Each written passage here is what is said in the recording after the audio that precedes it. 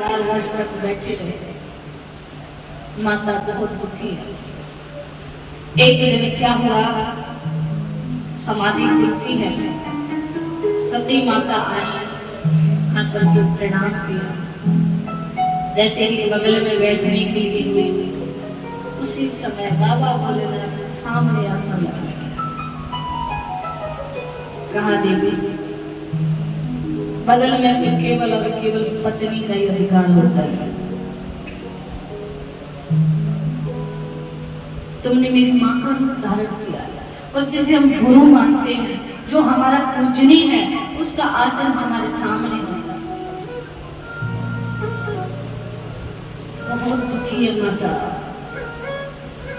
पर करेंगे, गलती खुद की है, इसलिए कुछ नहीं कहा। भगवान शंकर सुंदर सुंदर कथाएं सुनाने लगे। सुंदर सुंदर कथाएं सुन रही थी सती माता। तभी क्या हुआ कि ऊपर से विमान जा रहे हैं, कैलाश पर्वत से निकल करके सभी स्त्रियां उसमें बैठी हुई हैं। विमानों को देखा, नारद जी आ जाते। नारद जी ने कहा, देवी माता आप अभी तक तैयार नहीं हुई। माता ने कहा, क्यों? कहा, आज आपके पिताजी के घर उत्सव है, आप नहीं जाओगे। माता ने कहा, हमें तो पता ही नहीं कि हमारे पिताजी के घर में कोई उत्सव भी हो रहा है, कि बड़ा सुंदर यज्ञ का आयोजन किया है। माता ने कहा, हमें तो नहीं पता। भोले बाबा के पास जाती हैं, जाकर के भोले बाबा से कहा, प्रभु कि पिता भवन उत्सव परम और जो प्रभु आय सुहोय, तो मैं जाऊं कृपा यतन सादर देखन सो। हे स्वामी, अगर आपकी आज्ञा हो तो मैं अपने पिताजी के घर जाऊं।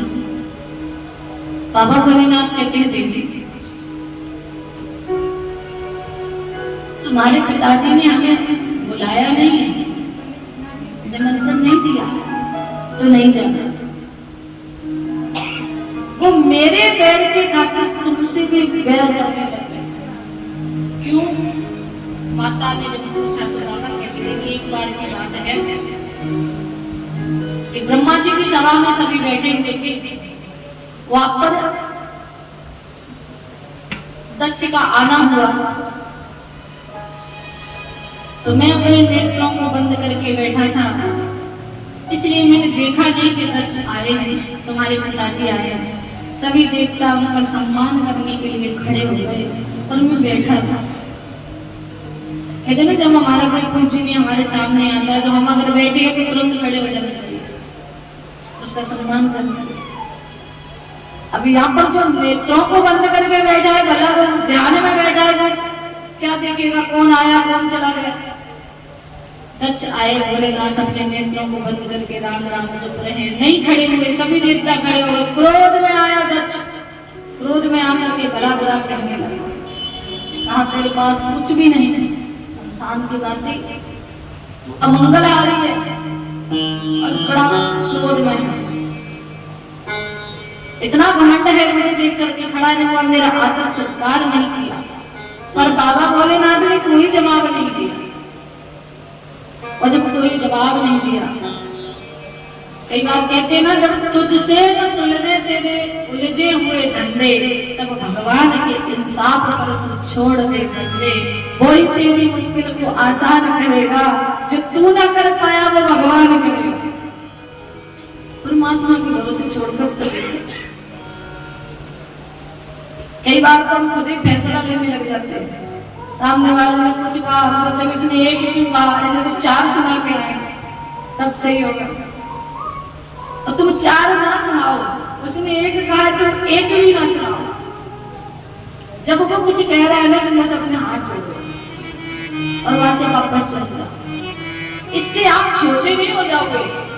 कई बार व्यक्ति के मन में भाव आता, महाराज हमने उसको कुछ कहा नहीं, इसका मतलब उसने हमें सोच लिया ये छोटा है। नहीं, तुम बहुत बड़े हो। तुम्हारी पदवी बहुत ऊंची है, जो सह सकता है वो कह भी सकता है, ऐसी बात नहीं। जो सह लेगा वो कह भी देगा, पर उसने कहा नहीं तो वो बहुत बड़ा है, इसलिए उसने जवाब नहीं दिया। तुम चुपचाप वहां से चले जाओ, फिर देखो उसके साथ क्या होगा। फिर उसके साथ वही होगा, भगवान कहेंगे जब तक तूने जवाब नहीं दिया ना तो मैं तेरा जवाब देता हूँ, तूने दे लिया तो खुद ही सोच ले, खुद ही सोच ले।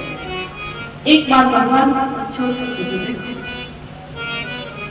केवल कहते हैं कथा का सार क्या है।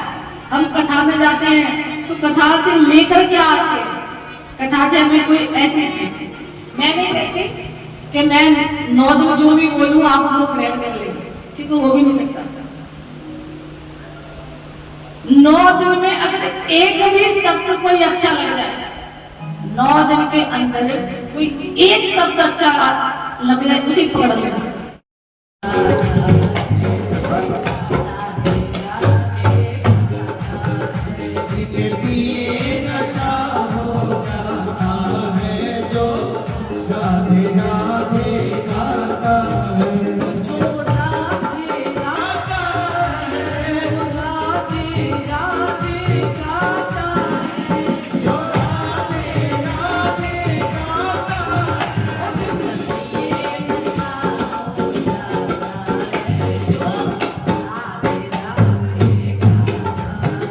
Thank you.